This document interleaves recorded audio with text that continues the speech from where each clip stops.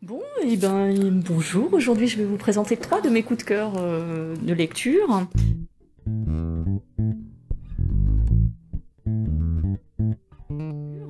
Donc le premier qui s'appelle Le train des enfants d'une auteure italienne. Alors c'est une histoire d'un fait divers vrai en fait, puisque c'est l'histoire d'un petit garçon, Amerigo, qu'on va suivre, qui est dans la misère, qui vit en Italie du Sud. Et après la guerre, le Parti communiste a décidé en fait de les aider et de les emmener avec en train dans une famille plus riche du Nord.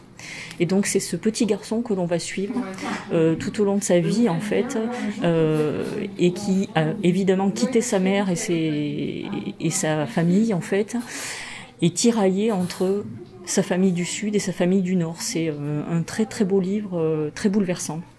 Donc c'est une histoire en fait vraie au départ. Voilà. Ensuite, vous avez mon deuxième coup de cœur, c'est Gaël Josse, Ce matin-là, aux éditions Noir et Blanc. Alors là, on est dans une histoire tout à fait contemporaine, en fait. C'est l'histoire de Clara, une trentenaire qui a tout pour réussir, en fait. Elle a un beau métier, un bel appartement, un amoureux, etc. Et donc, en fait, un matin, elle veut aller au travail, sa voiture ne démarre pas. Et c'est le clash, quoi. Elle se met à pleurer, en fait, elle est pas du tout bien dans sa vie, pas bien dans son boulot, en fait, et c'est le burn-out. Et c'est tout son parcours pour s'extirper de ce burn-out. Et en fait, un hymne également à l'amitié, où on voit que l'amitié est très très forte si on a une amie qui vous sort de là. Voilà, c'est très très beau aussi, très tendre, très, très touchant, très sensible. Très beau aussi, et une très très belle écriture de Gaël Josse.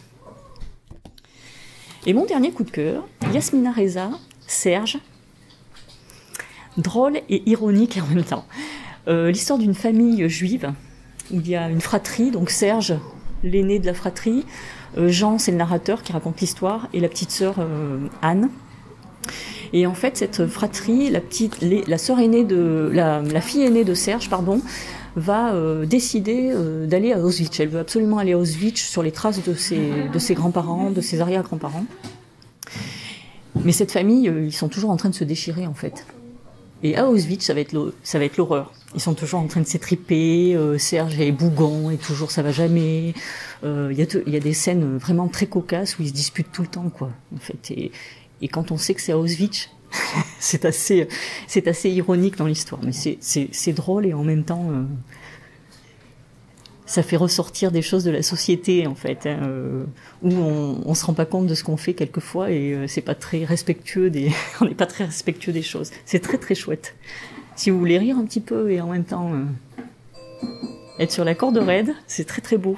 Yasmina Reza. C'est chez Flammarion. Voilà, merci beaucoup et bonne lecture.